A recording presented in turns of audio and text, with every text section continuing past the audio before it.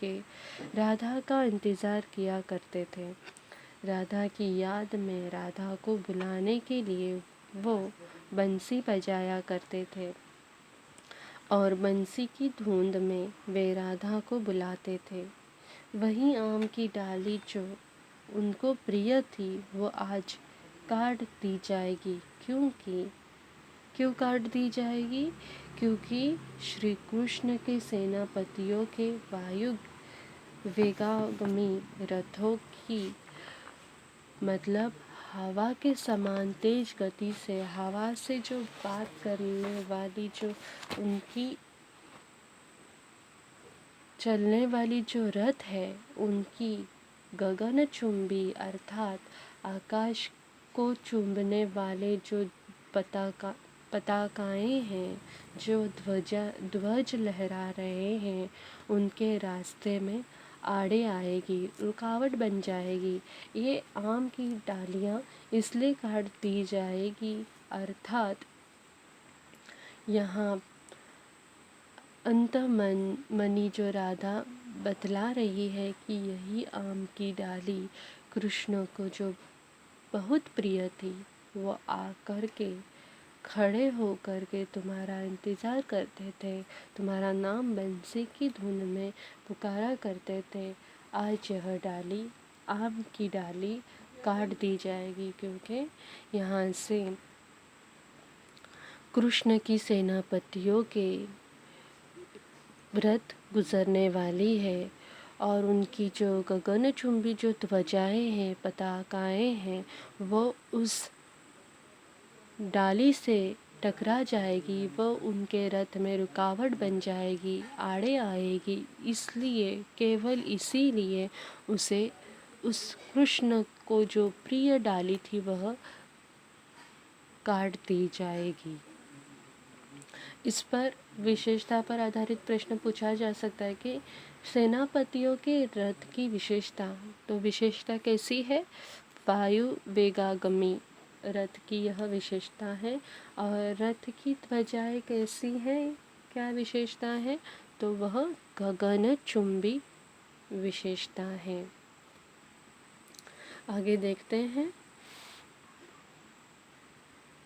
और यह पथ की किनारे खड़ा छायादार पावन अशोक वृक्ष, और यह पथ के किनारे खड़ा छायादार पावन अशोक वृक्ष आज खंड खंड हो जाएगा तो क्या? आज खंड खंड हो जाएगा तो क्या? यदि ग्रामवासी सेनाओं के स्वागत में तोरण नहीं सजाते तो क्या सारा ग्राम नहीं उजाड़ दिया जाएगा?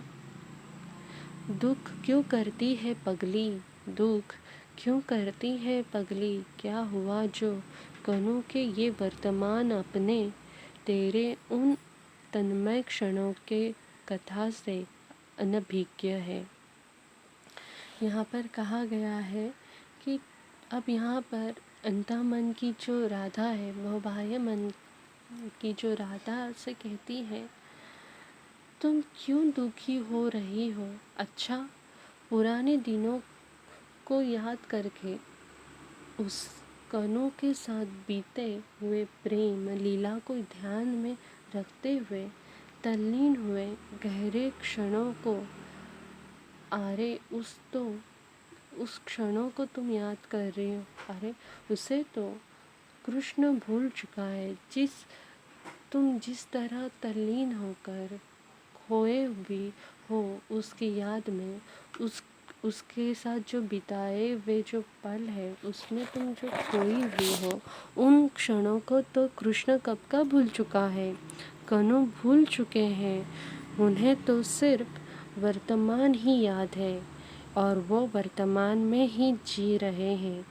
उस कथा से, प्रेम की कथा से वो अनभिज्ञ हो चुके हैं, अनजान हो चुके हैं। वो जो तुम्हारे बीच में जो प्रेम कथा थी, जो लीला रची हुई थी, उन सभी कथाओं को वे अपने ध्यान से निकाल दे चुके हैं, भूल चुके हैं, अनभिज्ञ हो चुके हैं। उन्होंने उन्हें वो याद भी नहीं है। बस इस समय वो क्या है, अपनी कर्तव्य अर्थात सिर्फ युद्ध में ही लीन है, तल्लीन है। उन्हें बस वर्तमान युग ही याद है, वही उन्हें ध्यान है। बाकी सब वे भूल चुके हैं, अर्थात राधा तुम्हें वह भूल चुके हैं जो तुम यहाँ पर उनके लिए तड़प रही हो। उनके मिलन के लिए तुम क्षण प्रतिक्षण प्रतीक्षा कर रही हो, लेकिन वो तुम्हें पूरी तरह से भुला बैठे हैं। केवल अब वे अपने कर्तव्य को ही अपने कर्तव्य को ही वे याद रखते हैं। इस तरह से अंतर्मन की जो राधा है वह बाह्य राधा को समझाने का प्रयास कर रही है। आगे देखते हैं। उदास क्यों होती है ना समझ कि इस भीड़ भाड़ में तू और तेरा प्यार नितांत अपरिचित छूट गए। गर्व कर बावरी, कौन है जिसके महान प्रिय की 18 अक्षौहिणी सेनाएं हो।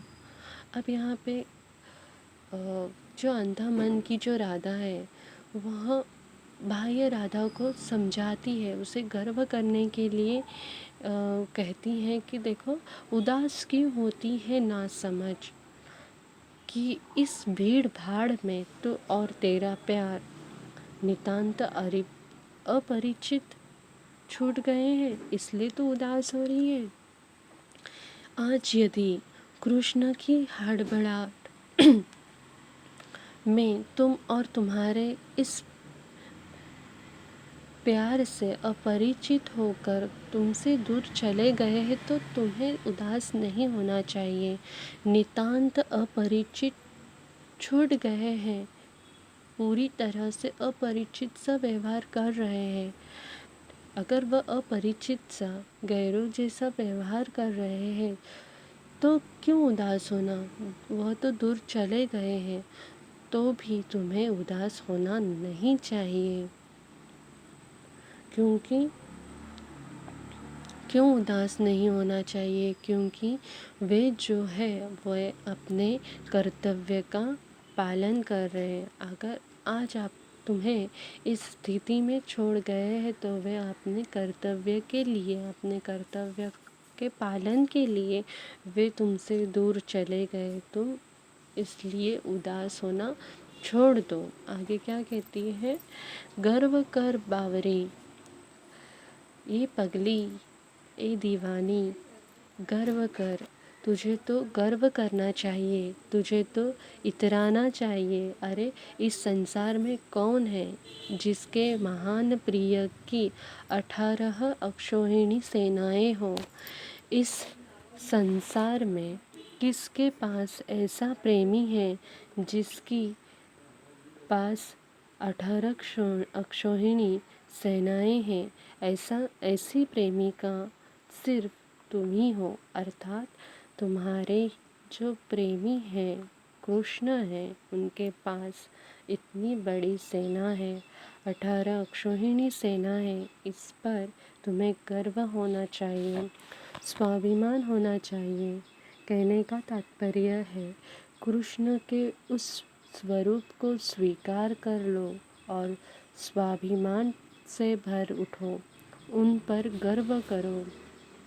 कैसे भी थे तुम्हारे थे, और आज संसार में ऐसा कोई नहीं है जिसके पास ऐसा प्रेमी रहा हो। यहाँ पर अंतःमन की राधा बाह्य राधा से गर्वहीनित होने के लिए कह रही है, प्रेरित कर रही है कि तू उदास ना हो पगली। कान्हा जैसे भी थे तुम्हारे थे, वह अब अपने कर्तव्य पालन हेतु वह तुमसे दूर जा चुके हैं। आइए इस पर आधारित हम कृति देखते हैं। निम्नलिखित गद्यांश पढ़कर दी गई सूचनाओं के अनुसार कृतियाँ पूर्ण कीजिए। कृति एक, विशेषताएं लिखिए। द्वारिका की सेनाएं कैसी थी, उसकी विशेषता आपको लिखनी है। तो उद्धोन्मत्त। अशोक वृक्ष, अशोक वृक्ष की विशेषता कैसी है, छायादार, पावन। तीसरी, सेनापतियों के रथ की विशेषता वायु वेगाग्नि। और रथ की ध्वजाएं की विशेषता कैसी है, गगन चुंबी। कृति दो, कारण लिखिए। कनुप्रिया को पद से हटाना होगा क्यों हटाना होगा, क्योंकि द्वारिका की युद्धोन्मत्त सेनाएं पद से गुजर रही हैं और वे कनुप्रिया के बारे में बिल्कुल नहीं जानती। दूसरा, आम की डाली काट दी जाएगी। क्यों काट दी जाएगी, क्योंकि उस डाल के नीचे जो सेनापतियों के रथ और ध्वजाओं में रुकावट बन जाएगी, अटकती है, इसलिए उसे काट दी जाएगी। अभिव्यक्ति पर आधारित प्रश्न देखो। वृक्ष की उपयोगिता, वृक्ष की उपयोगिता, इस विषय पर अपने विचार लिखिए, पूर्ण कीजिए। उत्तर, सभी जीव जंतु व पेड़ पौधे इस प्रकृति का हिस्सा है। प्रकृति ने हमें जीवन दिया है और इसमें सबसे बड़ी भूमिका वृक्षों की है। वृक्ष हमारे पर्यावरण को शुद्ध करते हैं, हमें सांस लेने के लिए प्राणवायु अर्थात ऑक्सीजन प्रदान करते हैं। पेड़ों से हमें लकड़ी, फल, फूल, औषधि आदि उपयोगी वस्तुएं मिलती हैं। पेड़ ऋतु चक्र को नियमित रखते हैं। धरती में पानी का स्तर बनाए रखने वह जमीन का क्षरण रोकने में भी पेड़ों का बहुत योगदान है। पेड़ मानव के साथ ही पशु पक्षी का जीव जंतुओं के लिए भी बहुत उपयोगी है। आप यहाँ पर अपने विचार अनुभव व्यक्त कर सकते हैं। उसी तरह दूसरा अभिव्यक्ति के लिए प्रश्न पूछा गया है कि वृक्षों को बचाने के लिए उपाय सुझाइए। आप क्या करोगे, आपकी भूमिका क्या है, और आप अपने यहाँ पर विचार व्यक्त कर सकते हैं, लिख सकते हैं अपनी अभिव्यक्ति में। आशा करती हूँ कि आपको यह वीडियो और कनुप्रिया की जो अमंगल छाया जो यहाँ पे समाप्त हो रही है, दूसरा खंड जो है वो समाप्त हो रहा है, वो आपको अच्छी तरह से समझ में आया होगा। कनुप्रिया की अगली व्याख्या के साथ हम फिर मिलेंगे।